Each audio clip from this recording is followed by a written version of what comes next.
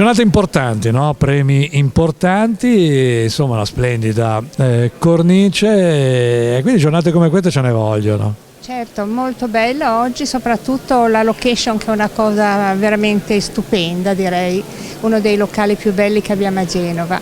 E però a me hanno detto che, voglio dire, come associazione, che non sto nemmeno il caso di ricordarla, però portate avanti partite con dei corsi un po' particolari, parliamo di turismo, è vero quello che mi hanno detto? È verissimo, è verissimo. Quest'anno vorremmo fare corsi per giovani, per accompagnatori turistici, perché Genova è piena di turisti e non ci sono accompagnatori.